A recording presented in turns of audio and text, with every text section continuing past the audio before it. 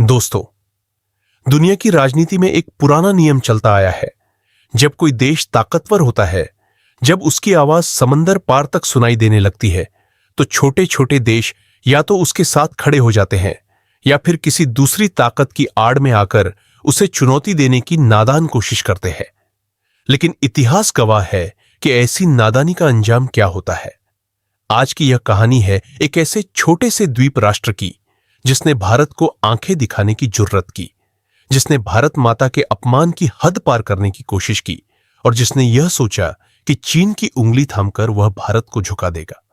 वह देश है मालदीव, और जो हुआ उसके बाद उसे दुनिया एक सबक की तरह याद रखेगी। लेकिन दोस्तों, वीडियो में आगे बढ़ने से पहले आपसे एक दिल की बात। जब भी भारत की ताकत की, भारत के स्वाभिमान की और भारत माता की जय की बात होती है, तो आपका खून भी जोश से उबलता है ना? तो फिर ये वीडियो लाइक करने में इतनी देर क्यों? ना मनोरंजन वाले वीडियो को तो आप झट से लाइक कर देते हैं, लेकिन जब देश का मान, देश की शान और देश की जीत की बात आती है, तो आपका जोश आधा क्यों रह जाता है? चलिए आज यहीं एक वादा कर लें। अभी इसी वक्त वीडियो को लाइक कर डालिए, चैनल को सब्सक्राइब करें और कमेंट में जोर से लिखे भारत माता की जय। अब आइए इस धमाकेदार कहानी को शुरुआत से समझते हैं। साल था 2023। मालदीव में राष्ट्रपति चुनाव हुए और एक नया चेहरा सत्ता में आया, मोहम्मद मुइज़्ज़ू। इस शख्स ने चुनाव ही एक अजीबोगरीब नारे पर जीता था, इंडिया आउट, यानी भारत को मालदीव से निकाल बाहर करो। दोस्तों जरा सोचिए, जिस भारत ने हमेशा मालदीव की रक्षा की, हर मुसीबत में पहला हाथ बढ़ाया, उसी भारत के खिलाफ नफरत का झंडा उठाकर यह शख्स सत्ता में आया। सत्ता में आते ही मुइज़्ज़ू ने चीन का रुख किया। जनवरी 2024 में वह चीन पहुंचे और वहां 20 से ज्यादा समझौतों पर दस्तखत कराए। चीन के साथ टूरिज्म, मछली पालन, डिजिटल इकोनॉमी सब में करार हुए। मुइज़्ज़ू का मकसद साफ था, चीन को खुश करो और भारत को कमजोर करो। लेकिन कहानी का असली मोड़ आया जनवरी 2024 में, जब हमारे प्रधानमंत्री नरेंद्र मोदी ने लक्षद्वीप का दौरा किया। उन्होंने वहां की खूबसूरती की तस्वीरें सोशल मीडिया पर डाली और भारतवासियों से अपील की कि अपने देश के इस नायाब जवाहर को देखो। बस इतनी सी बात पर मालदीव के 3 मंत्रियों का दिमाग घूम गया। उन्होंने सोशल मीडिया पर जो लिखा, वह सुनकर हर भारतीय का खून खौल उठा। प्रधानमंत्री मोदी को जोकर, कठपुतली और आतंकवाद का समर्थक तक कह डाला। मालदीव के इन मंत्रियों को शायद अंदाजा नहीं था कि 140 करोड़ भारतीयों का गुस्सा क्या रंग दिखाता है। और फिर जो हुआ वह इतिहास बन गया। भारत के करोड़ों लोग एकजुट हो गए। बॉलीवुड के सितारे हों, क्रिकेट के धुरंधर हों या आम भारतीय, सबने एक ही आवाज उठाई, बायकॉट मालदीव। सोशल मीडिया पर हैशटैग बायकॉट मालदीव और हैशटैग चलो लक्षद्वीप ट्रेंड करने लगे। लोगों ने अपनी मालदीव की बुकिंग कैंसिल करनी शुरू कर दी। और इसका असर दोस्तों सुनकर आपकी छाती चौड़ी हो जाएगी। 2024 के पहले 4 महीनों में मालदीव जाने वाले भारतीय पर्यटकों की संख्या पिछले साल के मुकाबले 42% गिर गई। जो भारत 2023 में मालदीव का नंबर 1 टूरिस्ट देश था, वह गिरकर 5वें नंबर पर आ गया। मालदीव की अर्थव्यवस्था पूरी तरह पर्यटन पर टिकी है। जब भारतीय पर्यटक रुक गए तो मालदीव की कमर टूट गई। मुइज़्ज़ू ने चाहा था कि चीन के पर्यटक आकर भारत की कमी पूरी कर दें। चीन के राष्ट्रपति शी जिनपिंग को उन्होंने खुश करने की पूरी कोशिश की। लेकिन चीनी पर्यटक और भारतीय पर्यटक एक जैसे नहीं होते। भारतीय मालदीव में पानी की तरह पैसा बहाते थे। वहां के रिसोर्ट्स, रेस्टोरेंट्स, वाटर स्पोर्ट्स सब भारतीयों के दम पर चलते थे। चीन का समर्थन कागजों पर बड़ा था, लेकिन मालदीव की असली जरूरत तो भारत के बिना पूरी नहीं होती थी। इधर भारत सरकार ने भी मालदीव को उसकी औकात याद दिलाने में देर नहीं की। भारत ने अपने बजट में मालदीव को दी जाने वाली सहायता में 48% की कटौती कर दी, यानी जो मदद मालदीव को मिलती थी वह आधी से भी कम हो गई। ऊपर से मालदीव पर वैसे भी कर्ज का बोझ आसमान छूने लगा था। उसका जीडीपी का 110% से ज्यादा हिस्सा कर्जे में दब चुका था। कुल 3.4 अरब डॉलर के बाहरी कर्ज में से 1.37 अरब डॉलर अकेले चीन का था। मालदीव के विदेशी मुद्रा भंडार 44 करोड़ डॉलर तक गिर गए, जो सिर्फ 1.5 महीने की आयात के लिए काफी थे।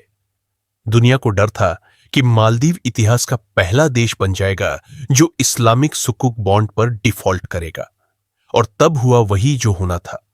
चीन ने हाथ खींच ली। जब मालदीव पर संकट के बादल मंडराने लगे, जब वित्तीय तबाही सामने खड़ी थी, तब चीन ने उसकी कोई खास मदद नहीं की। लेकिन भारत ने क्या किया? दोस्तों, यह है भारत की असली ताकत। भारत ने दुश्मन की तरह नहीं, बल्कि एक बड़े भाई की तरह व्यवहार किया। स्टेट बैंक ऑफ इंडिया ने 5 करोड़ डॉलर की आपातकालीन मदद दी। भारत ने $400 मिलियन का करेंसी स्वैप बढ़ाया। मालदीव को जरूरी वस्तुओं के आयात के लिए कोटा बहाल किया। और तब मुइज्जू को अपनी गलती का एहसास हुआ। अक्टूबर 2024 में मुइज्जू खुद नई दिल्ली पहुंचे, प्रधानमंत्री मोदी से मिले और माफी का रास्ता निकाला। भारत और मालदीव के रिश्तों को अब comprehensive economic and maritime security partnership का नाम दिया गया। वही मुइज्जू जो इंडिया आउट का नारा देकर सत्ता में आए थे, उन्होंने खुद मीडिया के सामने कहा कि भारत मालदीव का सबसे करीबी सहयोगी है। यह भारत की जीत थी, शांत, ये सधी हुई और जबरदस्त जीत। भारत ने मालदीव में बुनियादी ढांचे के लिए 1.4 अरब डॉलर से ज्यादा की मदद का वादा किया।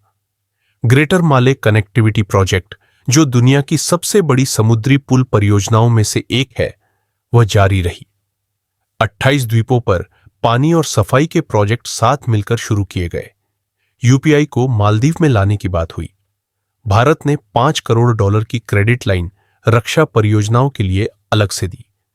जुलाई 2025 में भारत ने मालदीव को 56.5 करोड़ डॉलर की नई क्रेडिट लाइन देने का ऐलान किया और उसके सालाना कर्ज भुगतान में 40% की कमी कर दी। दोस्तों, इस पूरी कहानी का सबक बहुत गहरा है। जो देश भारत को कमजोर समझकर चीन की गोद में जाने की कोशिश करता है, उसे आखिरकार वापस भारत के पास ही आना पड़ता है। क्योंकि भारत का हिंद महासागर में जो दबदबा है, जो भौगोलिक और सामरिक ताकत है, से उसे कोई भी देश नजरअंदाज नहीं कर सकता। मालदीव की 99% जरूरतें समुद्री रास्ते से आती हैं और वह समुद्री रास्ता भारत के आंगन से गुजरता है। भारत ने यह भी साबित किया कि वह बदले की भावना से नहीं, बल्कि रणनीतिक समझदारी से काम करता है। भारत ने मालदीव को दंड देने की बजाय उसे आर्थिक संकट से उबारा, और इसी उदारता ने मालदीव को यह समझा दिया कि असली दोस्त कौन है।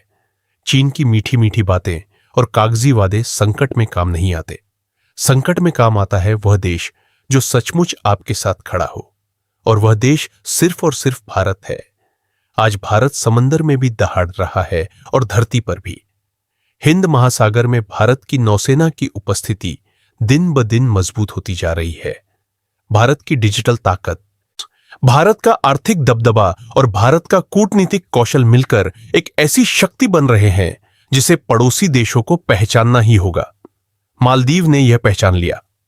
अब बारी उन देशों की है जो अभी भी भारत को हल्के में ले रहे हैं। इस पूरी कहानी का सार सिर्फ इतना है कि भारत अब न तो डरता है, न झुकता है और न ही चुप रहता है। जो भारत को आंखें दिखाएगा, भारत उसे इतिहास का सबसे बड़ा सबक सिखा देगा।